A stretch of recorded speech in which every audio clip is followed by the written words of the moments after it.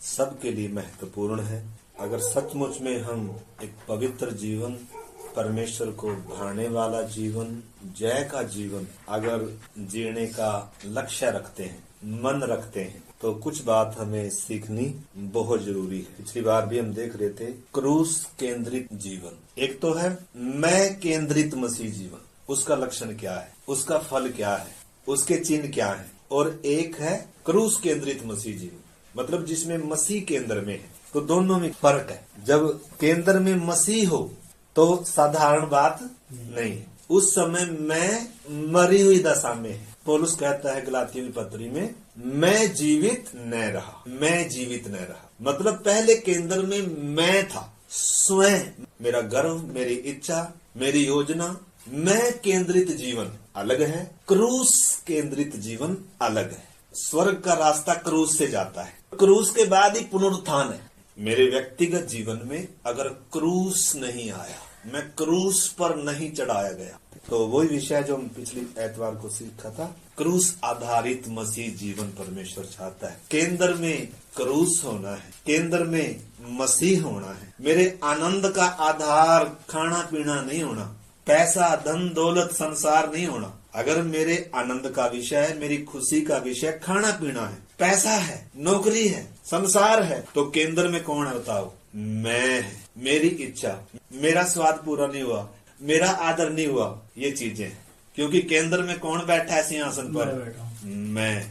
प्रभु ने कहा जब तक गेहूं का दाना भूमि में पड़कर मर नहीं जाता, अकेला रहता, मतलब फल नहीं आएगा। फल मतलब वो मसीह नहीं दिखेगा, मसीह सिंहासन पर होना है। इसलिए तो हम गीत गा रहे थे ना, मसीही जिंदगी, आनंद की जिंदगी है जिसका दाता यीशु मसीह। इंसान का दिमाग क्या कर दिया? टेढ़ा कर दिया शैतान ने कि तू अपने लिए बना है, तू अपनी इच्छा कर, तेरी मर्जी पूरी हो। जो सिंहासन पर विराजमान है उसने अपना घर बनाया, अपने स्वरूप में बनाया, अपनी समानता में बनाया। शैतान ने कान में फुसफुसाया, उसकी इच्छा जाए साइड में, तो खुद का मालिक है। तब से इंसान अपने स्वयं के सिंहासन पर बैठा हुआ है, और पाप भी तो साथ में बैठा है फिर।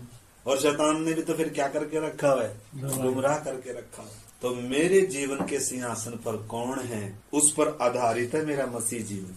तो क्रूस से होकर ही जाता है स्वर्ग का रास्ता। क्रूस नहीं तो चेला नहीं, क्रूस नहीं तो पुनरुत्थान नहीं। क्रूस का मतलब मृत्यु।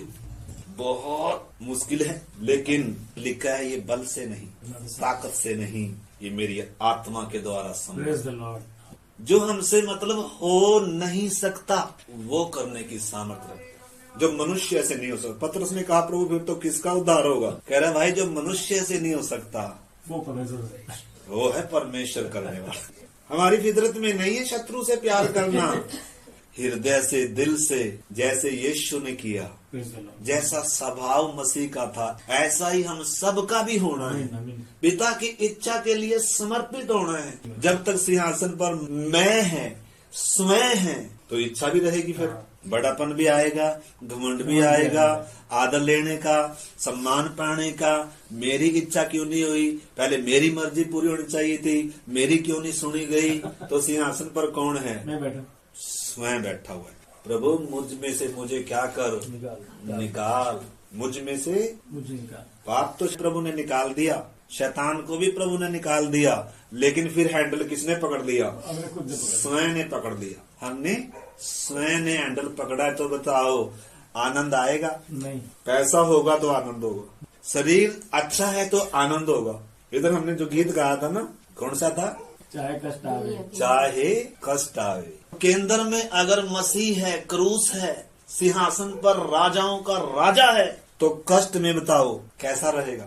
दुनिया के अन्य जाति के जीवन में कष्ट आने में और एक विश्वासी के जीवन में कष्ट आने में अंतर है। एक अविश्वासी के जीवन में मौत आने से, बीमारी आने से, दुख तकलीफ आने से या नौकरी आने से उनके रिएक्शन, उनके व्यवहार अलग है। परंतु जिनके सिंहासन पर मसीह बसता है, जिनके केंद्र में क्रूस है, जिनके आनंद का आधार धन दौलत नहीं है, सोना चांदी नहीं है। देखो ना, पतरस कहता है भाई सोना चांदी तो हमारे पास नहीं है। कह रहा है हमारे पास क्या है भाई? तो बताओ कीमती कौन है? सिंहासन के योग्य मैं हूँ या यीशु मसीह? यीशु मसीह। कीमती चीज सोना चांदी है या स्वर्ग का राज्य है? लिखा है स्वर्ग का राज्य खजाना है, खजाना। जिसने पाया रोते हुए मजबूरी से बपतिस्मा लेकर ना सरदर्दी लो, मजे में अपनी लाइफ जियो, अपने दिल का राजा बनकर चलो। लेकिन एक सिंहासन पर विराजमान, उसके सामने हर बात का लेखा देना है, हर श्वास का लेखा देना है, हर काम का लेखा देना है। सृष्टि उसने यूं ही नहीं बनाई, इस मिट्टी को रूप यूं ही नहीं दिया, इसमें अपने जीवन का श्वास यूं ही नहीं फूंका, अपने स्वरूप में अपनी समानता में यूं ही नहीं बनाया, और क्रूस पर आकर जान यूं ही थोड़ा दी है, यूं ही नहीं दी। लेकिन फिर भी जबरदस्ती नहीं करता, फिर भी कहता है यदि कोई मेरे पीछे आना चाहे। इसका मतलब सोच कर देखो। गलाती 2:20 पढ़ते हैं, फिर आगे चलेंगे। आज दूध नहीं है, दूध बच्चों के लिए है, लेकिन क्या चाहिए अभी? मांस चाहिए। हर चीज अपनी जगह पर आ जाएगी। अगर सिंहासन पर हम खुद बैठे हैं तो फिर तो सब अपने जीवन का कचरा बना के छोड़ देंगे, क्योंकि गाड़ी का हैंडल हमने पकड़ा है, आगे गड्ढे हैं, आगे खाई है, पीछे किसको बिठा दिया? पीछे यीशु मसीह को बिठाया है। आगे हैंडल किसने? प्रभु आपको आता नहीं, या आपको ज्यादा परेशान नहीं करूंगा, आप मेरे पीछे बैठो और देखो फिर गाड़ी चलती कैसे है। जीवन आसान होगा, दुखी हो जाएगा। गड्ढे में पड़ेगी तो कैसे निकाल लेगी? नहीं निकलेगी। जब तक ढलान है, मजे में गाड़ी चल रही है भाई। आगे ऊंचाई भी आएगी, आगे खाई भी आएगी, आगे गड्ढा भी आएगा, कष्ट भी आएगा, क्लेश भी आएगा, परीक्षा भी आएगी, सब चीजें आएगी, फिर गाड़ी नहीं निकलेगी। क्योंकि हैंडल किसके हाथ में है? मैं के हाथ में है, स्वयं के हाथ में है। मैं केंद्रित जीवन, स्वयं केंद्रित जीवन। जी करेगा तो ऐसा करूंगा, जी करेगा तो ऐसा करूंगा। क्या मेरा हृदय मैंने संपूर्ण रीति से परमेश्वर को सौंपा है? क्या संपूर्ण आज्ञाकारिता मेरे जीवन में आई है? क्या मैंने अपना पूरा जीवन प्रभु को दिया है? अपना पूरा समय, धन, भंडारी बना के रखेगा परमेश्वर। मालिक आप नहीं है, मालिक मैं हूँ। परमेश्वर चाहता है, क्रूस पर दिखा दिया, दाम दिया है, आपका बदन भी मेरा है, आपका सब कुछ मैंने खरीदा है। अब आपको मैंने आजाद मर्जी दी है, तो हम प्रभु को कितना देते हैं? अपने समय में से, मतलब अपने जीवन में या अपनी सब चीजों में। फालतू समय, फालतू चीजें जो हमारे घर में क्या कई बार क्या होती है, जो चीज हम मतलब फालतू दिखती है ना, वो क्या कर देते हैं? बांट देते हैं, और फिर अच्छी अच्छी अपने लिए रख लेते हैं। तो बातों को समझना मेरे प्यारे भाई बहन। मैं ये नहीं कह रहा कि मैं बहुत सिद्ध हूँ, इसलिए पौलुस कहता है मैं हर दिन मरता, मतलब हर दिन। गलातियों 2:20 मैं मसीह के साथ क्रूस पर चढ़ाया गया हूँ, अब मैं जीवित ना रहा। मसीह के साथ चढ़ाया गया, ये कैसे? मैं मसीह के साथ चढ़ाया था। जब मसीह क्रूस पर मर जाता तब तो ये क्या था? ये तो फरीसियों का फरीसी था। तो ये इसका मतलब क्या है फिर? मैं, मेरा मतलब वो स्वयं मसीह के साथ क्रूस पर चढ़ाया गया। आगे, मैं मसीह के साथ क्रूस पर चढ़ाया गया हूँ, अब मैं जीवित ना रहा, पर मसीह मुझ में जीवित है। और मैं शरीर में अब जो जीवित हूँ, तो केवल उस विश्वास से जीवित हूँ जो परमेश्वर के पुत्र पर है, जिसने मुझसे प्रेम किया और मेरे लिए अपने आप को दे दिया। हाँ, जब तक मतलब मैं जीवित रहता है, मेरी मर्जी, मेरी इच्छा, मेरा फायदा। यीशु ने कहा मेरे पीछे होना। अगर मैं आगे हूँ मतलब चीजों में, पहले मैं हूँ, तो फिर जीवन हमारा ऐसा ही होगा। मतलब मसीह जीवन फिर आनंद का जीवन नहीं है। जब कष्ट आएंगे, जब समस्या आएगी, जब मुसीबत आएगी, प्रभु ने नहीं कहा मेरे पीछे आओगे तो तुम्हें दुख तकलीफ नहीं आएगी। लूका 9:23 आयत। उसने सबसे कहा यदि कोई मेरे पीछे आना चाहे। प्रभु आप ऐसा क्यों बोल रहे हो? मैं तो देखो आपके पीछे आ रहा, यदि क्यों लगा रहे हो? शर्त है भाई, ये गुरु नहीं है, ये कोई महात्मा नहीं है, ये कोई देवता भी नहीं है। देवता को एक प्रसाद बांट दो, नारियल फोड़ दो, मनोकामना भी पूरी हो जाती है। देवता प्रसन्न हो जाएगा, गुरु प्रसन्न हो जाएगा, पास्टर प्रसन्न हो जाएगा। हर किसी को भेंट के द्वारा प्रसन्न कर सकते हैं, लेकिन परमेश्वर कभी भी भेंट से प्रसन्न नहीं होगा, पैसे से प्रसन्न नहीं होगा। उसको तो जीवन चाहिए, हमारा जीवन।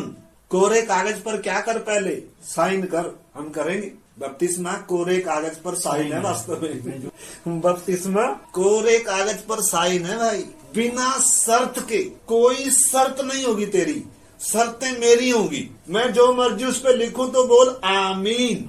मंजूर है।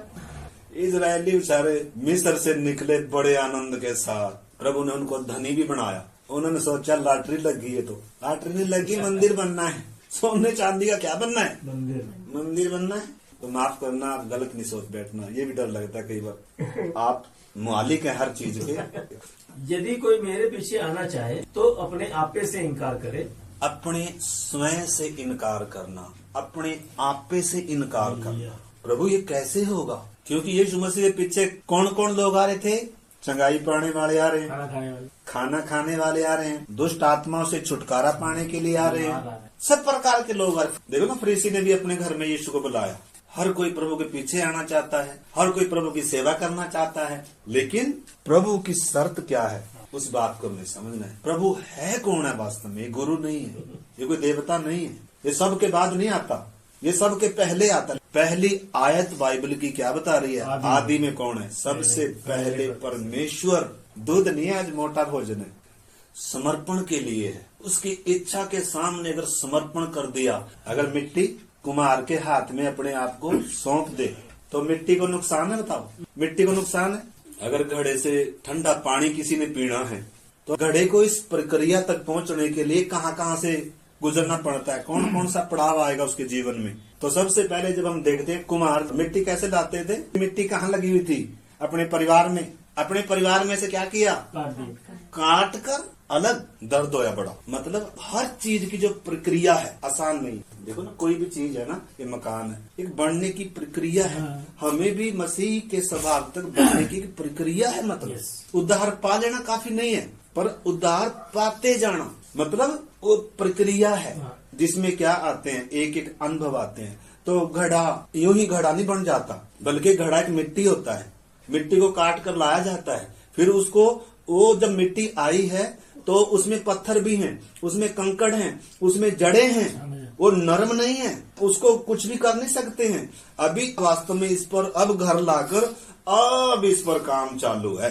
ये तो पहले ही रो रहा है, दर्द हो रहा है इसको बेचारे को। ऊपर से फिर कुम्हार ने क्या किया, भारी मोटा सा डंडा रखते थे। वो छोटे डंडे से काबू नहीं आता मिट्टी, ये टूटेगा ही नहीं। बड़ा सा डंडा कुम्हार लाकर बस उसको तो बेचारे को मिट्टी को पूरी उसकी क्या निकाल रहा है, मिट्टी को क्या कर रहा है, नरम बना रहा है। पत्थर निकाले, कंकड़ निकाले, जड़ें निकाली और फिर झरने में क्या करते थे, जो मोटी मोटी रहेगी अभी भी इसको टूटती नहीं।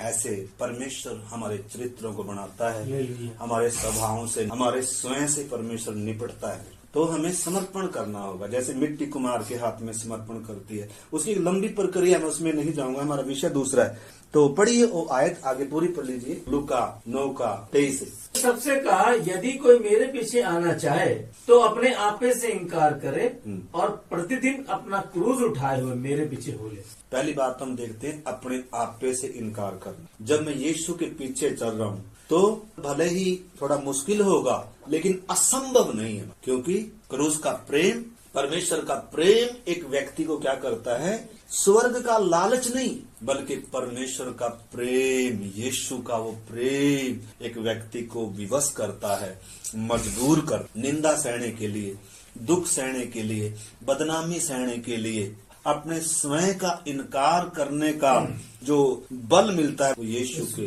क्रूस से मिलता है, यीशु के प्रेम से मिलता है। तो इधर प्रभु कहता है, जो कोई मेरे पीछे आना चाहता है पहले क्या करे, अपने आपे का इनकार करे, प्रतिदिन अपना क्रूस उठाकर मेरे पीछे हो। प्रभु आगे होना है हर चीज में, हर बात में प्रभु आगे रखना। प्रभु से आगे मैं नहीं, बल्कि हर बात में प्रभु मेरे आगे है। हर बात में पहले स्थान पर प्रभु है। प्रतिदिन का क्रूस है, मतलब एक दिन से बात नहीं बनेगी, हर दिन मरना होगा अपनी इच्छा के लिए, अपने सुख के लिए, अपनी मनमर्जी के लिए। हम जी सकते हैं, परमेश्वर ने जबरदस्ती नहीं करता, इसलिए यदि लगाया है। वाटिका में परमेश्वर ने वो पेड़ रखा हुआ था, बताया है इसमें से खाएगा मरेगा, लेकिन कोई बाड़ा नहीं था। परंतु हाँ, पाप अंदर आ गया। जब अपनी मर्जी से चलूंगा कर तूने चुनाव कर लिया, अब बाड़ा है। अब वाटिका के बाहर क्या लगा हुआ है, करूबों का पहरा लगा हुआ है। अब किधर नहीं आ सकता, या तो तेरी मर्जी। वाटिका में किसकी चलेगी, वाटिका के फल खाने हैं, परमेश्वर की उपस्थिति का आनंद लेना है, तो कैसे है बताओ, मेरी मर्जी के लिए और ये मजबूरी नहीं है। परमेश्वर कभी भी कोई काम मजबूरी से नहीं कराता, डरा कर भी नहीं कराता, बल्कि परमेश्वर चाहता है इंसान परमेश्वर प्रेम को समझे, उसकी उपस्थिति में जो आनंद है। सूरों का खाना खाकर होश आई, अरे मेरा दिमाग कितना क्या था, खराब था। क्रूस पर आकर आदम की या इंसान की आंख खुली, सचमुच में ये मैंने किया क्या है। इसलिए आंखों में आंसू है, पत्थर हृदय टूटा हुआ है, पश्चातापी हृदय है। अपने जीवन को तबाह कर लिया, अपने जीवन को बिना मसीह के, बिना मुक्ति के, बिना परमेश्वर के जीवन बेडोल सुनसान उजाड़ पड़ा हुआ है। परमेश्वर ने इंसान को नाश होने के लिए नहीं बनाया। पवित्र आत्मा बेडोल के ऊपर, सुनसान के ऊपर क्या कर रहा है, मंडला रहा है। योजना से बनाया है। ऐसे ही अंधकार रहने के लिए नहीं, ऐसे ही सुनसान बेडोल रहने के लिए नहीं। इसलिए पवित्र आत्मा का काम, प्रभु का काम, वचन का काम, तो ऐसे ही मतलब एक जीवन में परमेश्वर ने काम किया है। इसलिए प्रभु कहता है यदि कोई मेरे पीछे आना चाहे, मजबूरी नहीं है। दाऊद कहता है यहोवा मेरा चरवाहा है, मुझे कोई घटी ना होगी। वह मुझे हरी हरी चराइयों में चराता है, सुखदायी जल के झरनों के पास ले जाता है। वह मेरे जी में जी ले आता है, धर्म की राह में अपने नाम के निमित्त मेरी अगुवाई करता है। चाहे मैं घोर अंधकार से भरी हुई तराई में होकर चलूंगा तो भी हानि से ना डरूंगा, क्योंकि तो मेरे साथ रहता। आपको मालूम है उड़ाऊ पुत्र के अपने पिता के साथ था ना, हाँ। लेकिन पिता टोकता था, बेटा ऐसा नहीं करना चाहिए। अब ये अच्छा नहीं लगता। अब ऐसी दुनिया हो जहाँ पिता भी ना हो, कोई टोकने वाला ना हो, कोई बोलने वाला ना हो। आज हम भी ज्यादातर ऐसा ही पसंद करते हैं। अरे यार, ऑनलाइन भी कई बार वीडियो बंद ही होती है। मतलब ऐसी दुनिया जहाँ अकेला, वास्तव में तभी हमें पता चलेगा मैं असली हूँ या नकली हूँ, क्या नहीं, जब मैं अकेला होता हूँ। भीड़ में तो हम सब हालेलुया करेंगे, सब आराधना करेंगे, गीत गाएंगे, लेकिन जब मैं अकेला हूँ, उधर भी खिड़की खुली हुई है, उधर पोती पर की पत्नी बुला रही है, उधर से मोबाइल है, उधर से शैतान बोलेगा अरे ये देख कितना अच्छा, एक बार खा ले बस। अकेलापन भी प्रभु लाता है, हवा अकेली है, शैतान भी मौके की ताक में रहता है। कब हम अकेले और हाथ में क्या हो, पूरा संसार हो, पूरा संसार है इसमें। अच्छे अच्छे दोस्त बना लो, अच्छी अच्छी फ्रेंडशिप कर लो इसमें, लेकिन जीवन बंजर हो जाएगा। कितनी चुनौतियां हमारे सामने हैं, कितनी परीक्षाएं हमारे सामने हैं। अगर समर्पित नहीं होंगे तो गए हम। तो आपको मालूम है तात्कालिक सुख क्या लगता है? मूसा के बारे में भी लिखा है, थोड़े समय के पाप में सुख भोगने से। थोड़े समय का सुख है पाप में। वो जो फल परमेश्वर ने लगाया था, पेड़ कड़वा नहीं था, तो पाप हर समय दारू ही थोड़ा है, कड़वी लगेगी ना, अच्छे अच्छे फल भी हैं। बात को समझने मेरे प्यारे भाई बहनों, आज हम यही खत्म करेंगे। तो अगर क्रूस केंद्रित जीवन है, उद्देश्य क्या होगा? परमेश्वर की महिमा करना, प्रभु को प्रसन्न करना, उसकी इच्छा में जीना, उसके पद चिन्हों पर चलना। किसी ने अगर नुकसान कर दिया तो माफ करना, किसी ने गाली दे दी तो उसके लिए प्रार्थना करना, किसी ने कुछ छीन लिया तो मतलब मसीह केंद्रित जीवन, क्रूस केंद्रित जीवन। मैंने अपने आप को क्रूस पर चढ़ाया है, अब मसीह मुझ में जीवित। अब मैं जो जीवित हूँ तो उस विश्वास से जीवित हूँ जो मसीह पर है, जिसने मेरे लिए अपने आप को दे दी। तभी संवार सकता है हमारा जीवन। वो हमारे जीवन को तभी संवार सकता है, तभी बना सकता है, जब हम 100% अपना जीवन उसके हाथ में दें, कोरे कागज पर साइन कर। अगर चिंता है संसार क्या कहेगा, अगर चिंता है मेरे रिश्तेदार क्या कहेंगे, अगर चिंता है पड़ोसी क्या कहेंगे, अगर चिंता है मेरी मम्मी, मेरा पापा, मेरे सब लोग क्या कहेंगे मुझे, तूने ये क्या कर दिया, तो फिर बात नहीं बनेगी मेरे प्यारे भाई बहन। आज समर्पण का दिन है। आज मैं केंद्रित जीवन नहीं प्रभु, बल्कि क्रूस केंद्रित जीवन बनना है, पूरा समर्पण करना है। तो अगर क्रूस नहीं है तो चेला नहीं। एक और आयत पढ़ लीजिए, लूका 14 अध्याय का 27 आयत। और जो कोई अपना क्रूस न उठाए और मेरे पीछे न आए, वह मेरा चेला नहीं हो सकता। देख, क्रूस के बिना कोई मसीह जीवन सोच सकता है? क्रूस के बिना चेलापन नहीं है। जो कोई मेरे पीछे आना चाहता है, जो कोई मेरा चेला होना चाहता है, तो अगर मेरे और आपके पास आज क्रूस नहीं है, क्रूस आधारित मेरी प्रार्थना, क्रूस आधारित मेरी आराधना, क्रूस आधारित मेरी सेवा नहीं है, क्रूस मुझे विवश ही नहीं कर रहा किस चीज के लिए, परमेश्वर का प्रेम मुझे कुछ करने के लिए अगर विवश ही नहीं कर रहा है, तो कैसा होगा मेरे प्यारे भाई बहन? चेला बनना है। प्रभु ने कहा मेरा चेला बनाओ, चेले की बुलाहट है, विश्वासी बनाओ कर नहीं। प्रभु ने कहा सारे जगत में जाओ और लोगों को मेरा चेला बनाओ। जब तक हम अपनी मर्जी से गाड़ी चला रहे हैं तब तक हमारा खुद का ही नुकसान है। जिस दिन हम गाड़ी पूरी ठोक ठोक कर, तब हमें जिस दिन होश आएगा ना, प्रभु मैंने कितनी बड़ी मूर्खता करी, मैंने कितनी जगह तेरी इच्छा का विरोध किया, मैंने खुद गलत फैसले किए, मैंने अपने जीवन को उजाड़ किया, मैंने तुझे प्राथमिकता नहीं दी, मैंने तेरी इच्छा के लिए प्रभु सरेंडर नहीं किया, मैंने वहां भी तेरी इच्छा टुकराई, मैंने वहां भी अपनी मनमर्जी करी। अब्राहम को 99 साल लगे, या 99 साल की उम्र होने के बाद परमेश्वर ने क्या दिया? इसहाक दी। उससे पहले उसने अपनी ताकत से इस्माइल को पैदा किया। जब तक हमारी खुद की ताकत है, जब तक हम खुद के चलने वाले हैं, तब तक हम क्या करेंगे? इस्माइल को पैदा करेंगे। हमारे बहुत सारे कष्ट का कारण हमारे इस्माइल हैं, हमारे खुद के लिए गए फैसले हैं। हमारे कईयों के जीवन में मुसीबत क्यों है? शायद ये मरते दम तक रहे क्योंकि हमने इस्माइल को पैदा किया है। आपको मालूम है अब्राहम ने इसहाक के ऊपर गठड़ी लाद कर और आज्ञा मान कर इसहाक इसके पीछे जा रहा है अब्राहम। लेकिन इस्माइल जब से पैदा हुआ तब से अब्राहम के घर में क्या हो गया? झगड़ा। आज भी संसार में इस्माइल के कारण झगड़ा। हमारे जीवन में बहुत सारे क्लेश, बहुत सारी मुसीबतें हमारे खुद के लिए गए निर्णयों के कारण, हमारे खुद के इस्माइल हमने पैदा किए। अब्राहम को परमेश्वर ने 99 साल का होने के बाद इसहाक दिया, यानी कि जहां इंसान की, अब्राहम की अपनी ताकत खत्म होगी, सारी आशा उम्मीद खत्म होगी, ये तो हो ही नहीं सकता। लेकिन अब्राहम की खूबी थी, उसने लेकिन निराशा की दशा में भी आशा रखकर परमेश्वर की प्रतिज्ञाओं पर क्या नहीं किया? संदेह नहीं किया, विश्वास किया ये परमेश्वर से हो सकता है। सारा ने भी क्या किया? लिखा अपनी मरी हुई सी उस गर्भ की दशा को उसने भी क्या किया? मतलब विश्वास, प्रभु पर विश्वास, परमेश्वर पर विश्वास। वो विश्वास योग्य है, वो वफादार है, जिसने मुझे बनाया है, जिसने मुझे बुलाया है, जो मुझे अब तक लेकर आया है, भले परिस्थितियां कैसी भी हों, वो इनको क्या कर सकता है। तो आज मतलब परमेश्वर की इच्छा के लिए हमने समर्पित करना है। क्रूस केंद्रित जीवन में प्रार्थना भी क्रूस केंद्रित होगी, आराधना भी क्रूस केंद्रित होगी। अगर क्रूस हम भूल जाएं या क्रूस को हम पीछे हटा दें, या हम यीशु के पीछे चल रहे हैं लेकिन मेरे पास, मेरे कंधे पर क्रूस नहीं है, बताओ क्रूस नहीं है तो शिष्य नहीं है, शिष्य नहीं है तो स्वर्ग नहीं है, क्रूस नहीं है तो पुनरुत्थान नहीं है, गेहूं का दाना भूमि पर पड़कर मरा ही नहीं है, फल नहीं। तो शरीर के तो काम देखो प्रगट है, शरीर के काम क्या है? विचार। लेकिन ऐसे ऐसे काम करने वाले परमेश्वर के राज्य के वारिस नहीं।